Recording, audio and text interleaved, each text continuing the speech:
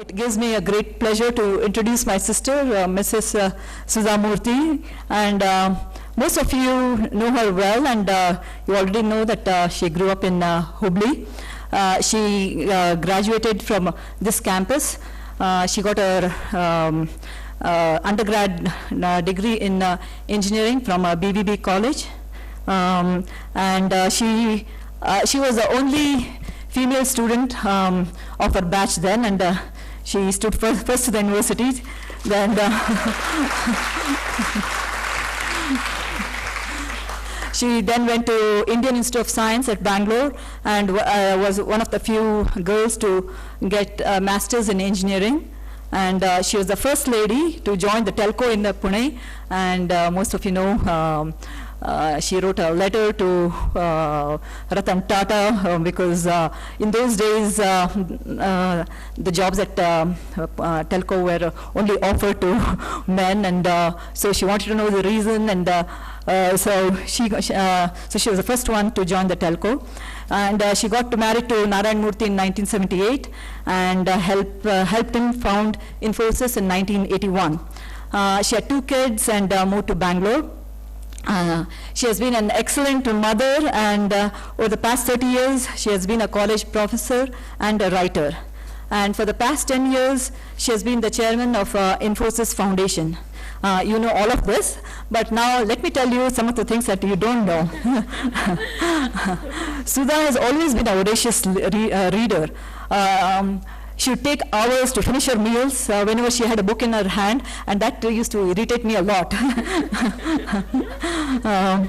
We always spent our summer vacation at our grandfather's place, and in the evening, she would always read to my grandmother. My grandmother didn't know to read or write, and so whenever we went on vacation, she would ask us to go get books from the library, and Sudha would, all of our cousins would get together, and the dinner would be over by 7 o'clock, and from 7 to 9, Sudha would read to all of us.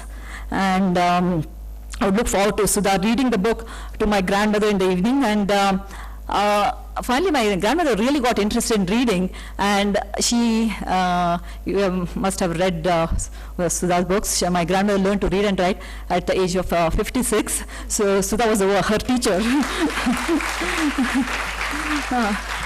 Now, she reads a lot, and she's always, she loves to tell stories, and she's like a walking encyclopedia to me. So even now, like whenever we have a spare moment or whenever we go for a walk together, she always tells lots of stories, and she's a good narrator and I'm a good listener. And Sudha is a ball of energy and is curious about everything, and has always been a very action-oriented person. Over the last decade, I've seen her do things at lightning speed. I guess the more busier she's getting, I think she's managing her time very well. Like even from childhood, Sudha has been bold and courageous, and has always expressed what she felt. Recently, Sudha happened to attend the Nobel Peace Prize ceremony at Oslo. And she's bold enough to tell President Obama that according to the Indian tradition, the elder people have the right to bless the younger ones. And she said, she told Obama that because she's older to him than in age, she said she has the right to bless him. And President Obama graciously accepted her blessings. And he did a namaskara to Sudha. To me, Sudha is an encyclopedia, a counselor, my best friend, and my other complementary part, and I feel fortunate to have her as my elder sister. Now, ladies and gentlemen, please join in welcoming Sudha.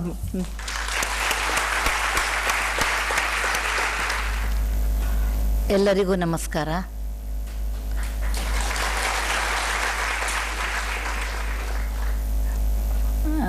ನನ್ನ ಭಾಷಣ ಕನ್ನಡದಲ್ಲಿ ಮಾಡಲಿಕ್ಕೆ ನನಗೆ ಯಾವಾಗಲೂ ಮನಸ್ಸು ಇಷ್ಟ. ಆದರೆ ಅತಿಥಿ ದೇವೋಭವ ಇರುವ ನಾವು ಭೂಮಿಯಲ್ಲಿ ಬಂದ ಅತಿಥಿಗಳನ್ನು ನಾವು ಸಂತೋಷಪಡಿಸಬೇಕು. ಅದಕ್ಕೆ ಇವತ್ತು ನಾನು ಇಂಗ್ಲೀಷ್ನಲ್ಲಿ ಮಾತಾಡಕ್ಕೆ ಬಯಸ್ತೀನಿ. ಮರಿದುಂಬಿಯಾಗಿ ಮೇಣ್ಕೋಗಿಲೆಯಾಗಿ ಪುಟ್ಟುಪುದು ಕರ್ನಾಟಕ ದೇಶದೋಳು ಇದ್ದರೂ ಸಹಿತ ಯಾವತ್ತೂ ಅತಿಥಿಗಳು ಶ್ರೇಷ್ಠರು. ದಯವಿಟ್ಟು ಆ ಸಜ್ಜನಿಕೆ ನಮಗೆ ಇರಬೇಕು. By the way, I am not THY, I am TY, please. I am very particular about it. Good morning, ladies and gentlemen. Jayashri, being a sister, always wants to exaggerate. You know, you have to exaggerate your sibling. And I give a drop to Jayashri, pick up and drop. She doesn't want to get me angry. So she said all positive things. So that's really not true. I am from Hubli. I am extremely proud about it. I always tell Mr. Murthy that you built Infosys because you are married to a girl from Hubli.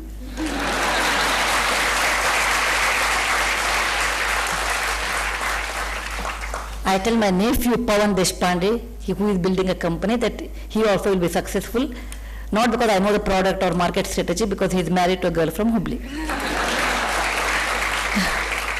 My daughter-in-law Smita is here only. Anyway,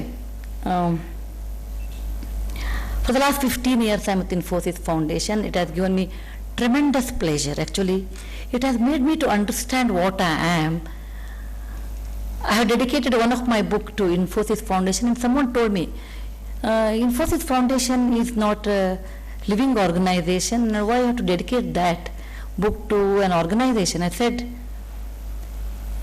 probably whatever I am today, it's only because of Infosys Foundation. Number one, it showed me what my country is.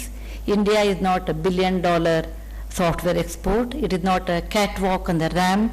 It is not a Bollywood saga. It is a country with many contradictions, complex and also beautiful, enchanting. Actually, I'm really envy of all of you who are going to Badami tomorrow, because the one place my heart resides there. It's such a beautiful place.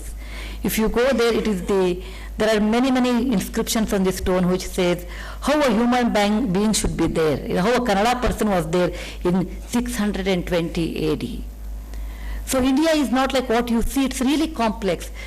If you think it's simple, it's not simple. If it is complex, it's really in a way not complex. It is art, I think. Art of living is that's the reason it's generated only in India. It started in India because if you travel 150 kilometers in our country, I hope I have 45 minutes time, because being a teacher, until the next bell rings, I have to talk, and my hour is only 45 minutes. So 150 kilometers you travel in India in any direction, you come across a different culture, different language, different food habits, different customs, different beliefs. It is not a country, it is a continent. I can tell you from Kashmir to Kanyakumari in my travel, how by and large, how people can behave in each state without any bias. For example, the state of Gujarat, I don't know how many of you are from state of Gujarat here, is number one state in India where philanthropy is concerned. They are extremely sensitive than any other state. It has the legacy of Mahatma Gandhi, Kasturbai, Mahadev Ranade, many people, and that has become a part of their culture. If you think of health, the best health projects in India is Tamil Nadu. Anybody is from Tamil Nadu, they can understand the government of Tamil Nadu executes the best health policy than any other state. If you want literature, literary quality, good quality of literature, then it's a Bengal. Every state is so different. So working in India, you have to understand our country first. That means you have to understand to some extent the history of our country. I'm not telling you that you have to read history, take a course and then join, but you must understand why people behave in the same different way in 150 kilometers. And again, the priority for the work, the culture for the work is so different. If you are doing any project in the coastal belt, I'm Karnataka, I'm talking about with respect to Karnataka because I have only 45 minutes, so I have to talk most of the time Karnataka. If you travel in the coastal belt of Karnataka, then the culture is so different as far as work is concerned, work ethic, and particularly in a non-profit organization. Actually, I work most there and spend least time there. If you work in Hyderabad, Karnataka, there is Ballari, Gulbarga, Bidar, Humnabad, Yadgiri, etc., that area, Koppal up to Koppal, which was under Nizam, it's not the Mughalai, the culture is different. if you work in British Karnataka or Bombay Karnataka, our state, our districts, our culture is different. So in one state only you have 4 different cultures, and once you go to cross Tungabhadra river, south of Bangalore, south of river is so different. So it is very important to know which part of the country, which part of the state you are working, and then you have to talk with respect to that, your non-profit organization, what exactly you want, is it possible to achieve, what is the success rate, etc.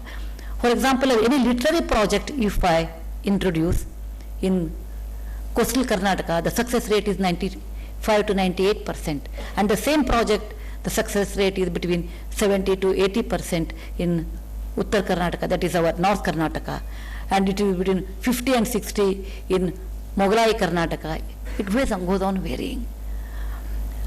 Actually, as a head of an NGO, I learned many things. That the first lesson was, if you want to work any state, you must know what exactly you want to do.